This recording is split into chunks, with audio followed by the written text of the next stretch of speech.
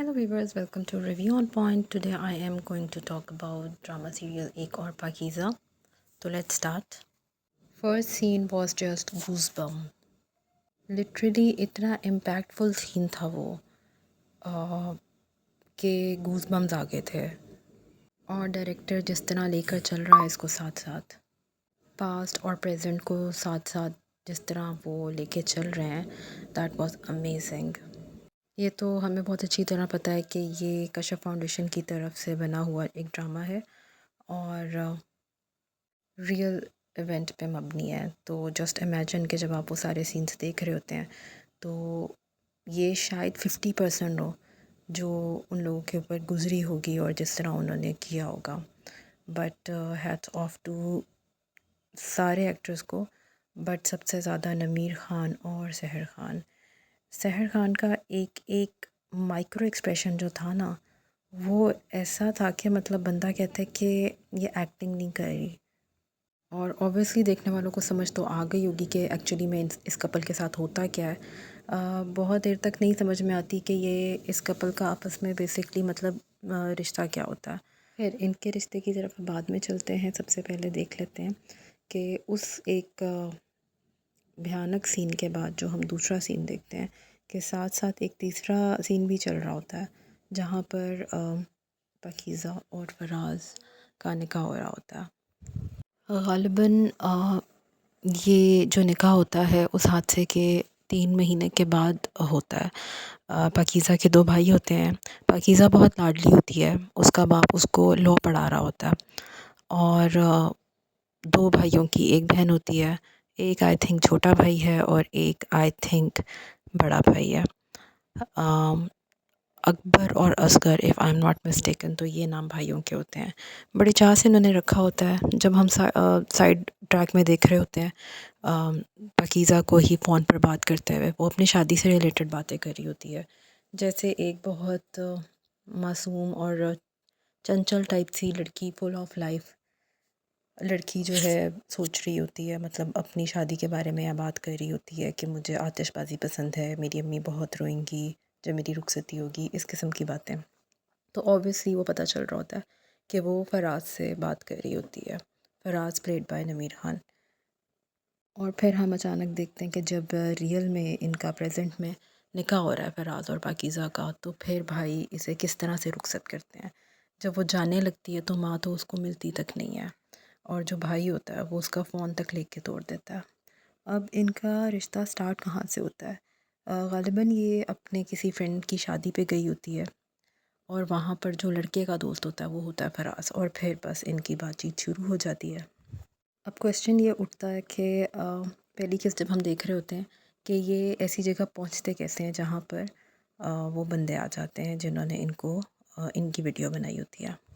तो second episode में ये भी पता चल जाता है कि ये जब पाकीज़ा के मोहल्ले का ही एक बंदा होता है यासीन, जो कि ग़ालिबन ऐसा मौलवी टाइप सा देखने में लग रहा होता है, बहुत नेक शरीफ लग रहा होता है. दाढ़ी तो उसकी नहीं होती मगर बड़ा वो ऐसा लगा है उसके एक सीन से जहाँ पर वो चावल लेने आता है, पाकीज़ा को पकड़ाता है, तो पता चलता है कि मतलब वो कोई मस्जिद से आया या कुछ इस तरह का सीन होता है.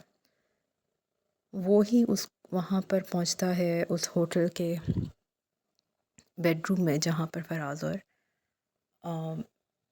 पाकीज़ा होते हैं, और फिर यही असल में कल्प्रिट होता है. But hold on, the best part is कि ये बंदा इन्हीं के मोहल्ले में ये सारे गुनाह को करने के बाद, मतलब जो कुछ वो उन दोनों के साथ करता है, उसके बाद उसी मोहल्ले में दंदनाता फिर रहा है और उसको कोई कुछ नहीं कह रहा. जबकि जो दोनों विक्टिम है पाकीज़ा और फराज, वो कहीं पर छुप के इस तरह रह रहे हैं जैसे अंडरग्राउंड हो गए हों. फराज के किसी दोस्त ने उसको फ़िलहाल के लिए घर दिया है. उसके पेरेंट्स तक उसको उसको तो एक्सेप्ट कर लेंगे, ये बात होती है, या शायद आने वाली एपिसोड में होगी, मैंने प्रोमो में देखा. लेकिन पाकीज़ा को ना उसके घर वाले एक्सेप्ट करेंगे ना सोसाइटी. जब वो बाहर भी निकलती है तो उसको नकाब करके जाना पड़ता है. और फराज जिस तरह से उसके ऊपर चेक रख रहा है कि मतलब वो बार बार उसको ये बात एहसास दिला रहा है कि मतलब तुम बाहर नहीं जा सकती, तुम नकाब नहीं उतार सकती, तुम मास्क नहीं उतार सकती. वो बाहर जाता है पाकीज़ा को अंदर बंद करके लैपटॉप का चार्जर ठीक कराने, और जब वापस आता है तो पाकीज़ा को बताता है कि मैंने अब्बू की दुकान पे गया था तो वहाँ अम्मी ने शलजम गोश्त भेजा हुआ था और मैंने वो खा लिया। जिसके ऊपर पाकीज़ा को गुस्सा आता है और फिर वो उसको पूछती है कि मतलब तू अपने माँ बाप के साथ बैठ के शलजम गोश्त खा सकता है और मैं बाहर अपने माँ बाप के घर में जाने का सोच भी नहीं सकती, मुझे तो इस तरह से फेंका गया है। हालांकि थे तो हम दोनों इस वीडियो में, बट ये एक हमारी सोसाइटी की बहुत तल्ख़ हकीकत है कि जहाँ पर जो रूल्स एंड रेगुलेशंस हैं वो लड़कियों के लिए कुछ और लड़कों के लिए कुछ और होते हैं। लड़की अगर साफ़ सुथरी भी हो और उसके साथ कोई ज़्यादती हो जाए तो उसको माफ़ तो हरगिज़ नहीं करता ये माशरा। जैसे कि फ़र्स्ट सीन बहुत इम्पैक्टफुल था, उसी तरह का जो लास्ट सीन था बहुत इम्पैक्टफुल था, जहाँ पर इन दोनों की लड़ाई हो जाती है और फराज घर छोड़ के चला जाता है टेम्प्रेरी तौर पे और फिर वो उसे ढूंढती ढूंढती उसके पास आकर बैठती है। और फिर जिस तरह से सहर खान ने एक्टिंग की, उफ, अवार्ड विनिंग परफॉर्मेंस थी इस बंदी की, मतलब ज़बरदस्त था। मतलब जितनी भी तारीफ़ की जाए सहर खान की स्पेशली, बहुत ज़बरदस्त एक्टिंग, एक्सप्रेशन, डायलॉग डिलीवरी ज़बरदस्त। अब पाकीज़ा के घर में क्या हो रहा है, सब एक दूसरे को बग़ैरत समझ रहे हैं क्योंकि वो दोनों भाई हैं। वो बाप को भी बग़ैरत कह रहे हैं कि आपने मारा नहीं अपनी बेटी को और उसकी इस तरह निकाह पढ़ा दिया। जो छोटा भाई है वो बहुत ज़्यादा सेंटिमेंटल है और जो बड़ा भाई है वो कोशिश करके हैंडल कर रहा है अपने सेंटिमेंट्स को। साथ में हम एक और स्टोरी भी देख रहे हैं सनम की, जो कि बहुत बड़ी लॉयर ऐसा लग रहा है कि है और एक इंडिपेंडेंट खातून है और उनको barrister Zubair, if I am not mistaken, Gauhar Rashid का वो कैरेक्टर जो प्ले कर रहे हैं, मतलब गौहर रशीद हैं जो ये कैरेक्टर प्ले कर रहे हैं। मुझे अभी तक नाम इनका रजिस्टर नहीं हुआ। इनके बीच में कुछ है, ग़ालिबन ये एक दूसरे के साथ काम करते हैं और इस पहली एपिसोड में हमने देखा कि बात प्रपोज़ल तक पहुंच जाती है और अब लगता है ऐसा ही है कि आने वाली किस्तों में इनकी आपस में शादी हो जाएगी। दोनों ही लॉ की फील्ड से वाबस्ता है। अब सीन ये है कि जो पाकीज़ा के फ़ादर हैं वो जो हैं जो लॉयर समन हैं उनके साथ काम करते हैं और लॉयर समन को पाकीज़ा का पता है।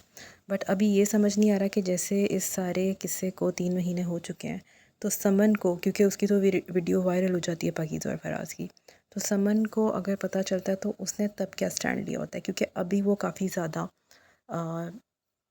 मतलब कंसर्न है कि पाकीज़ा कहाँ है, पाकीज़ा की शादी अचानक कैसे हो गई और पाकीज़ा से कहना कि मुझे मिला है। हालांकि उसके एक्सप्रेशन से लगता है कि पाकीज़ा के फादर के एक्सप्रेशंस देख के उसे समझ तो आ रही है कि कोई दाल में कुछ काला तो है। टीज़र देखने से अंदाज़ा होता है कि जो गौहर रशीद हैं उनकी भी कोई इसी तरह की इंट्रीगिंग सी बैक स्टोरी होगी। लेट्स सी आगे चल के ड्रामा किस मोड़ मुड़ता है। मुझसे तो वेट नहीं हो रहा वेडनेसडे का कि कब वेडनेसडे आएगा और इसकी नेक्स्ट एपिसोड देखने को मिलेगी। आप लोगों ने ड्रामा देखा, आप लोगों को कैसा लगा? आई एम श्योर आप लोगों को भी एक्टिंग बहुत अच्छी लगी होगी। ऐसा लगता ही नहीं है कि ड्रामा है। Till then, you guys take care. Please subscribe the channel, share the video, like the video.